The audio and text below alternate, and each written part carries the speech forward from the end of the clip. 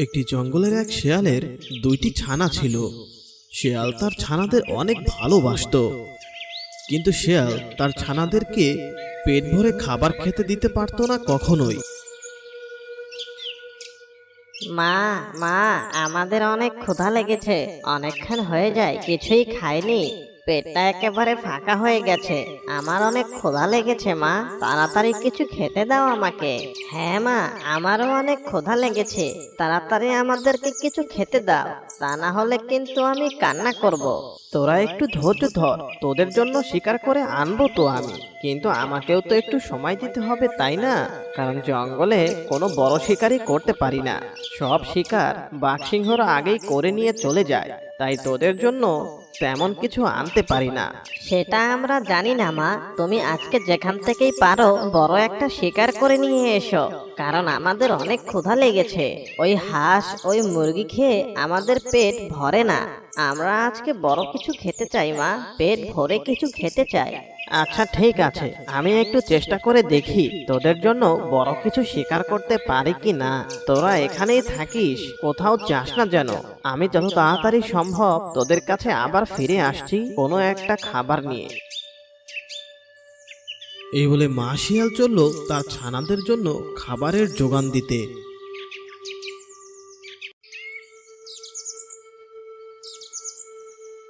বেশ কিছুক্ষণ পর মা শিয়াল তার ছানাদের জন্য একটা হাঁস শিকার করে নিয়ে আসলো। নে আমার ছানারা, অনেক কষ্ট করে তোদের জন্য এই হাঁসটা নিয়ে এসেছি, এবার এটাকেই তোরা খেতে শুরু কর, তোদের তো আবার অনেক ক্ষুধা লেগেছে। শিয়ালের দুই ছানা হাঁসটিকে খেতে শুরু করলো।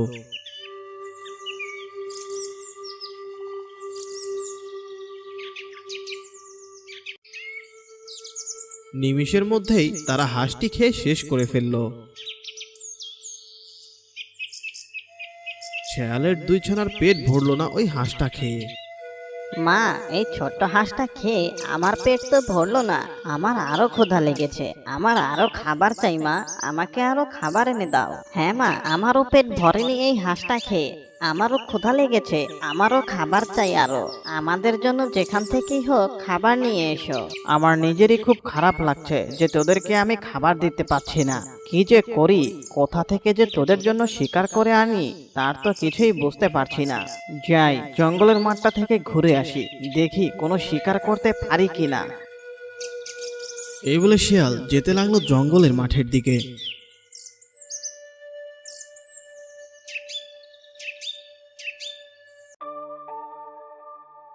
শিয়াল এক পর্যায়ে জঙ্গলের মাঠে গিয়ে পৌঁছালো। গাছের পেছন থেকে শিয়াল দেখলো একটি হরিণ ওই মাঠেই ঘাস খাচ্ছে। আরে ওই তো একটা হরিণ ঘাস খাচ্ছে, পেছন থেকে গিয়ে বেটা হরিণটাকে ধরতে হবে। হরিণটাকে যদি শিকার করতে পারি তাহলে আমার দুই ছানা পেট ভরে খেতে পারবে অনেক দিন, সাথে আমারও খাওয়া হবে। যে করেই হোক হরিণটাকে ধরতেই হবে। এই বলে শিয়াল হরিণটিকে ধরার চেষ্টা করলো, কিন্তু হরিণটি সেখান থেকে পালিয়ে গেল। শিয়াল হরিণটিকে ধরতে পারল না। ইস, একটুর জন্য হরিণটা পালিয়ে গেল আমার হাত থেকে, ধরতেই পারলাম না। এখন কি করি, কি করে আমি আমার ছানাদের জন্য খাবার জোগাবো? একটা কাজ করি, জঙ্গলের বাঘমামার কাছে যাই। বাঘমামা অনেক হরিণ শিকার করে খায়, যদি দয়া করে সে আমাকে একটু হরিণের মাংস দেয় তাহলে আমার ছানারা পেট ভরে খেতে পারবে। এই বলে শিয়াল বাঘের কাছে যেতে লাগলো। বাঘ তার গুহায় বসে মজা করে একটি হরিণ খাচ্ছিল। শিয়াল তখনই বাঘের কাছে গিয়ে উপস্থিত হয়। খাওয়ার সময় বাঘ অনেক বিরক্ত বোধ করলো। কিরে বেটা শিয়াল, তুই জানিস না আমি খাবার সময় কাউকেই সামনে দেখতে পছন্দ করি না, তবে তুই কেন সামনে এসে দাঁড়িয়েছিস? আমার কি চাস তুই আমার কাছে? না মানে বাঘমামা, আমার ছোট ছোট দুটো ছানা ছিল, তাদের অনেক ক্ষুধা লেগেছে, তা তুমি যদি দয়া করে ওই হরিণটা থেকে অল্প একটু মাংস আমাকে দিতে তাহলে আমি ওই মাংসটা নিয়ে আমার ছানাদেরকে দিতাম, তারা পেট ভরে খাবার খেতে পারতো। দয়া করে একটু মাংসের টুকরো আমাকে দাও বাঘমামা। কি বললি বেটা? একটা হরিণ শিকার করতে কত কষ্ট হয় তুই জানিস, আর তুই কিনে এসেছিস তোর ছানাদের জন্য আমার কাছে হরিণ চাইতে? এখনই এখান থেকে চলে যা বলছি, তা না হলে কিন্তু তোকেই শিকার করে খাবো আমি। বাঘের এরকম কথা শুনে শিয়াল তাড়াতাড়ি সেখান থেকে চলে যায়। তারপর বাঘ তার শিকার বসে বসে মজা করে খেতে থাকে। শিয়াল আবারও জঙ্গলের মাঠে যায় আর হরিণকে শিকার করার চেষ্টা করতে থাকে। এদিকে বাঘের হরিণ খাওয়া শেষ হলে বাঘ ভাবতে লাগলো শিয়ালের ছানার কথা। ওই শিয়ালটা বলছিল ওর নাকি দুটো ছানা রয়েছে। শিয়ালের ছানাদের মাংস নিশ্চয়ই অনেক কচি আর সুস্বাদু হবে। একটা বার শিয়ালের ছানার মাংস খেতেই হবে। এতক্ষণে মনে হয় শিয়ালটা তার ছানার জন্য খাবার সংগ্রহ করতে এদিক ওদিক ছোটাছুটি করছে। এই সুযোগে ওর বাসায় গিয়ে ওর ছানাকে খেতে হবে। এই বলে বাঘ চলল শিয়ালের ডেরায়।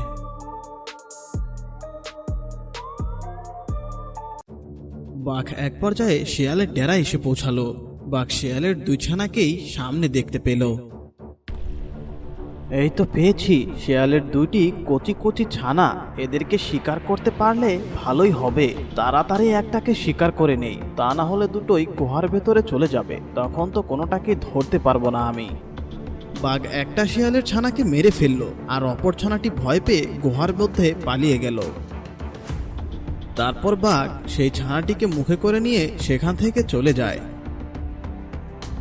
অপরদিকে শিয়াল মাঠের মধ্যে বারবার চেষ্টা করেও একটি হরিণকেও শিকার করতে পারল না। না, অনেকবারই তো চেষ্টা করলাম, কিন্তু একটা হরিণকেও ধরতে পারলাম না। কপালটা খারাপ। যাই, নিজের বাসাতেই ফিরে যাই।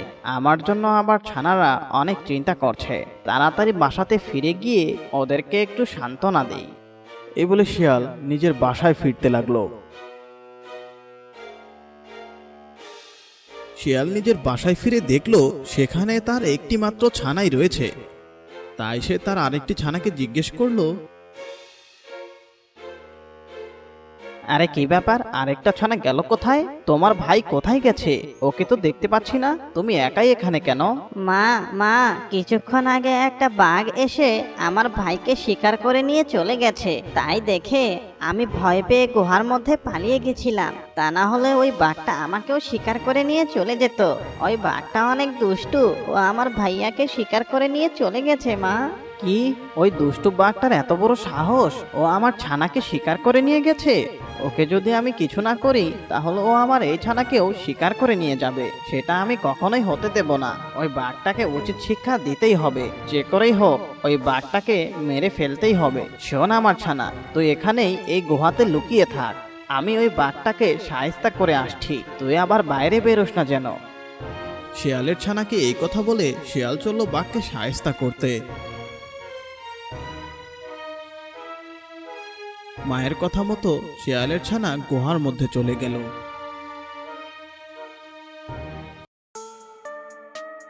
শিয়াল জঙ্গলের মাঠে গিয়ে তার সমস্ত শক্তি আর বুদ্ধি দিয়ে একটি হরিণ শিকার করতে সক্ষম হয়। যাক বাবা, অনেক কষ্ট করে একটা হরিণকে শিকার করতে পেরেছি। এখন এই হরিণটাতে বিষ মাখিয়ে নিয়ে যাব বাঘের কাছে। ওই দুষ্টু বাঘটা আমার ছানাকে খেয়ে ফেলেছে, ওকে আমি ছাড়বো না। আর ওই বাঘটাকে বুঝতে দেওয়া যাবে না যে আমি সবকিছু জেনে গেছি। ওকে বুদ্ধি করে এই শিকারটা খাওয়াতে হবে। এরকম বুদ্ধি করে শিয়াল হরিণটিকে নিয়ে যেতে লাগলো বাঘের কাছে। শিয়াল বিষ মাখানো হরিণটি বাঘের কাছে নিয়ে গেল। বাঘ শিয়ালকে দেখে অবাক হয়ে গেল, কারণ কিছুক্ষণ আগেই সে একটি ছানা খেয়েছে তার। কিরে শিয়াল, তুই তো নিজেই খেতে পারিস না, তবে তুই আমার জন্য এই হরিণটাকে কেন শিকার করে নিয়ে এসেছিস?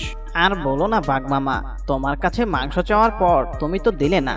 তাই মনের দুঃখে জঙ্গলের অন্য একটা দিকে গেছিলাম, যেখানে আমি একটা গুহার সন্ধান পাই। সেখানে গিয়ে আমি দেখলাম অনেকগুলো হরিণ সেখানে লুকিয়েছিল।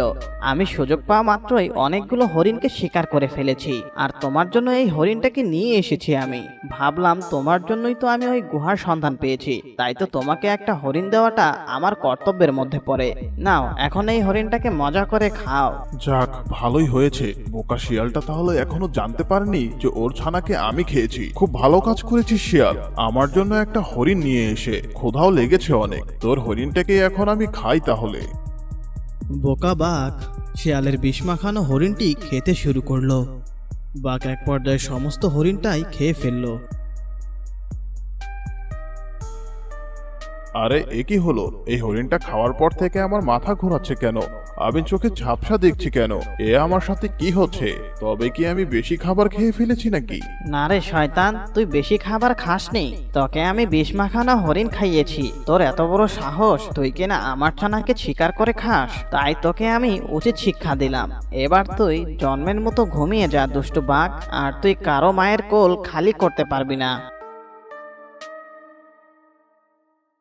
বিষের প্রভাবে দুষ্টু বাঘ কিছুক্ষণের মধ্যেই মারা যায়। অবশেষে শিয়াল তার নিজের বুদ্ধি দিয়ে তার ছানা হত্যার বদলা বাঘের কাছ থেকে নিল। এরপর থেকে শিয়ালের আর শিকার করতে কষ্ট হয় না। শিয়াল প্রতিনিয়তই তার ছানার জন্য ভালো মন্দ শিকার করে নিয়ে যেত, আর শিয়ালের একটি ছানা পেট ভরে তা খেত।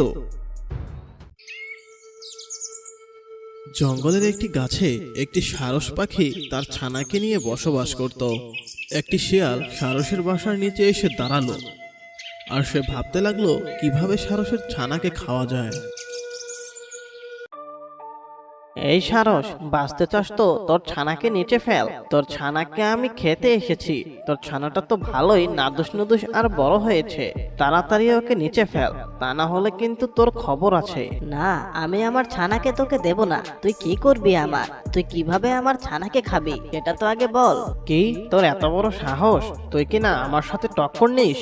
এখনই গাছে উঠে তোদের দুটাকেই খেয়ে ফেলবো। কিন্তু ভালো হবে এটাই, তুই তোর ছানাকে নিচে ফেল। তোর ছানাকে খেয়ে আমি এখান থেকে সুন্দর মতো চলে যাব, আর তা না হলে কিন্তু আমি তোর গাছে উঠে তোদের দুজনকে একসাথে খাবো। ওরে দুষ্টু শিয়াল, তুই কি আমাকে বোকা পেয়েছিস নাকি? সাহস থাকলে তুই গাছে উঠে দেখা তো দেখি। তুই কিভাবে গাছে উঠতে পারিস সেটাও আমি দেখছি। কি বললি বেটা? আমি গাছে উঠতে পারবো না? তুই আমাকে চিনিস? আমি অনেক বড় বড় গাছে উঠতে পারি। তোর ভালোর জন্যই বলছি, তুই তোর ছানাকে নিচে ফেল তাড়াতাড়ি। তবে রে বেটা পাজি শিয়াল, তুই কি ভেবেছিলিস তোর ভয়ে আমি আমার ছানাকে নিচে ফেলে দেব? আমি এতই বোকা? আর আমি কি জানি না শিয়াল গাছে উঠতে পারে কি না? তুই তোর চালাকি অন্য কোথাও দেখাস, আমার সাথে তোর কোনো চালাকি চলবে না।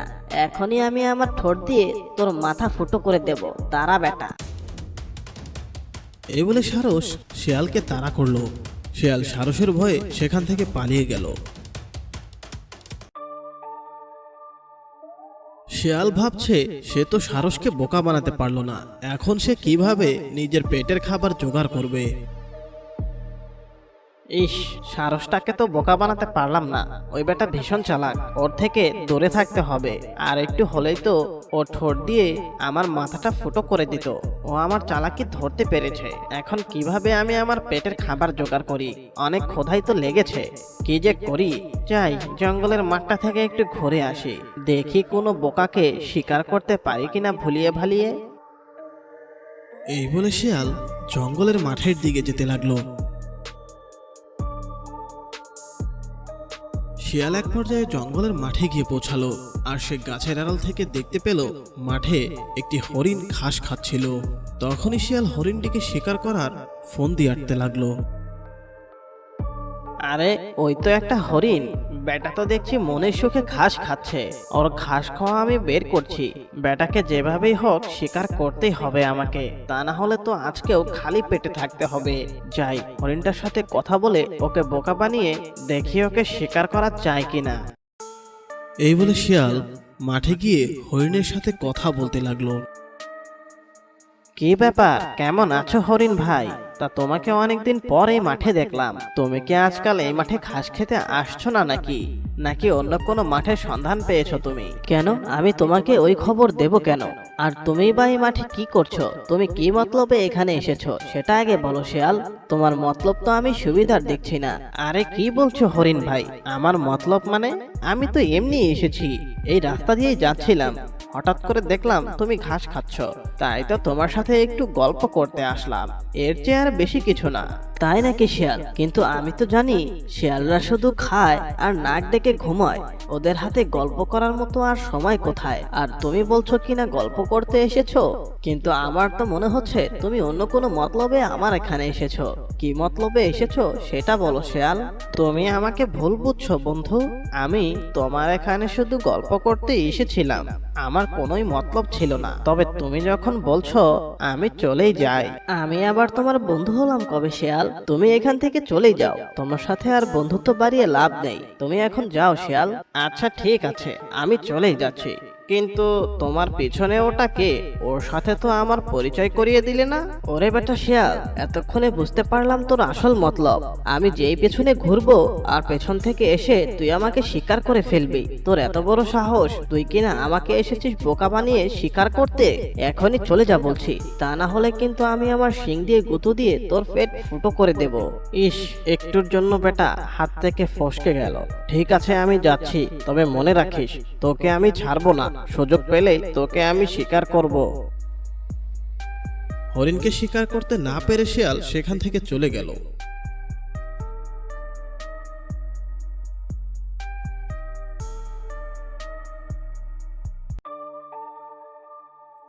শিয়ালের তো অনেক ক্ষুধা লেগে গেছে। ক্ষুধার যন্ত্রণায় সে প্রায় পাগল হয়ে গেছে। তাই সে ভাবলো কি করে এখন সে তার খাবার জোগাড় করবে। কাউকেই তো বোকা বানাতে পারলাম না, তাহলে এখন আমি আমার খাবার কিভাবে জোগাড় করি? ছোটদেরকে যেহেতু বোকা বানাতে পারলাম না, তাহলে একবারে জঙ্গলের সবচেয়ে শক্তিশালীটার কাছেই যাই। সিংহটাকে যদি বোকা বানাতে পারি, তাহলে অনেকদিন ওর ওখানে বসে বসে খেতে পারবো ভালো মন্দ। এরকমটা ভেবে শিয়াল সোজা সিংহের কাছে যেতে লাগলো। শিয়াল এক পর্যায়ে সিংহের কাছে এসে পৌঁছালো। ছি ছি ছি ছি, সিংহ মহারাজ, এ আমি কি শুনলাম? জঙ্গলের মধ্যে বলা বলি করছে আপনি নাকি ছাগল হয়ে গেছেন। আপনার মধ্যে আর সেই শক্তি নেই যেই শক্তির জোরে আপনি রাজা হয়েছিলেন। গুহার ভেতরে শুয়ে বসে আর ঘুমিয়ে ঘুমিয়ে আপনি নাকি ছাগলের মতো হয়ে গেছেন। কি বললি? কার এত বড় সাহস যে আমাকে ছাগল বলে? ওই বেটাকে সামনে পেলে এখনই আমি মেরে ফেলবো। ওর এত বড় সাহস, ও আমাকে ছাগল বলে? আহা হা হা মহারাজ, আপনি উত্তেজিত হচ্ছেন কেন? আপনাকে তো শক্তিতে নয়, বুদ্ধি দিয়ে প্রমাণ করে দিতে হবে যে আপনি সিংহই আছেন, কোনো ছাগল নয়। কিভাবে প্রমাণ করতে হবে আমাকে সেটা বল। আমি সবাইকে দেখিয়ে দিতে চাই আমি সিংহই আছি। আমি হচ্ছি এই বনের রাজা। আপনাকে স্বীকার করে প্রমাণ করতে হবে যে আপনি এখনো শক্তিমান। এখনই জঙ্গলে গিয়ে একটা হরিণ শিকার করে আনুন, তাহলেই বুঝতে পারবো আপনার মধ্যে এখনো শক্তি বিদ্যমান আছে। তুই এখানেই দাঁড়া, আমি এখনই একটা হরিণ শিকার করে আনছি। তারপর সবাইকে আমি দেখিয়ে দেব যে আমি আসল রাজা আর শক্তিশালী সিংহ। এই বলে সিংহ চলল শিকার করতে। আর শিয়াল সিংহের গুহাতেই অপেক্ষা করতে লাগলো।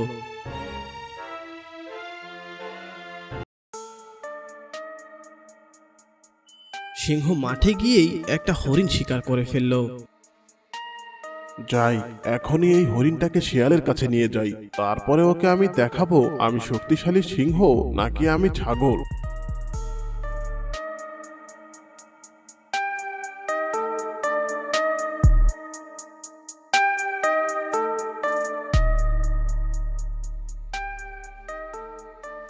দেখ বেটা, আমি একটা হরিণকে শিকার করে নিয়ে এসেছি, যেমনটা তুই বলেছিলিস। এখন তো সবাই বলবে যে আমি আসল সিংহ, আমি আসল রাজা, আমি কোনো রকম ছাগল হয়ে যাইনি। শিকার করে এনেছেন ভালো কথা, সেটা তো আগে খেয়ে দেখতে হবে যে হরিণটার স্বাদ কেমন। আপনি কিরকম হরিণ শিকার করেছেন, তাহলেই তো বলতে পারবো যে আপনার মধ্যে এখনো শক্তি বিদ্যমান আছে কিনা। এই বলে শিয়াল সিংহের সামনেই হরিণটিকে খেতে শুরু করলো।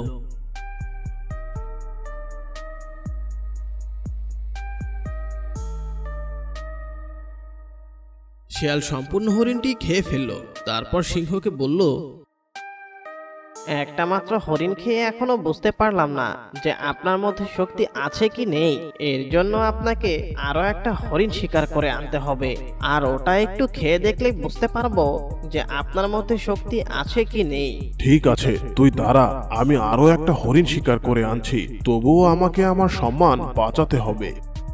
এই বলে সিংহ আবারও যেতে লাগলো জঙ্গলের মাঠের দিকে। সিংহ মাঠে গিয়ে আবারও একটা হরিণ শিকার করলো। এই দ্বিতীয় হরিণটা খেয়ে তো শিয়াল বলতে পারবে যে আমার শক্তি আছে কি নেই, আমি ছাগল নাকি সিংহ। সিংহের এরকম কথা গাছের ওপর থেকে সারস পাখি শুনে ফেলল। এ কিরকম কথা বলছেন মহারাজ?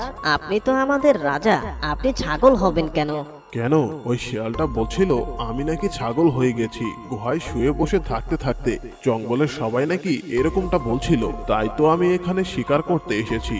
আর শিকার করে প্রমাণ করে দেব যে আমি কোনো ছাগল নই, আমি হচ্ছি সিংহ, এই বনের রাজা। ও, এইবার বুঝতে পেরেছি। ওই শিয়ালটা আপনাকে বোকা বানিয়েছে মহারাজ। আপনি হচ্ছেন আমাদের রাজা, পশুরাজ সিংহ। আপনাকে ছাগল বলবে? কার এত বড় সাহস? কার ঘাড়ে কটা মাথা আছে যে আপনাকে ছাগল বলবে? ওই শিয়ালটা আপনাকে বোকা বানিয়ে ক্রমাগত আপনার শিকার খেয়ে যাচ্ছে। এটি হচ্ছে শিয়ালের চালাকি, ও আপনাকে বোকা বানিয়েছে। আরে সেটাই তো, কার এত বড় সাহস যে আমাকে ছাগল বলবে? ওই শিয়ালটাই তাহলে আমাকে বোকা বানিয়েছে। ওই বেটাকে আর ছাড়ছি না আমি, এখনই গুহায় গিয়ে ওই বেটার ভবলীলা সাঙ্গ করব আজকে।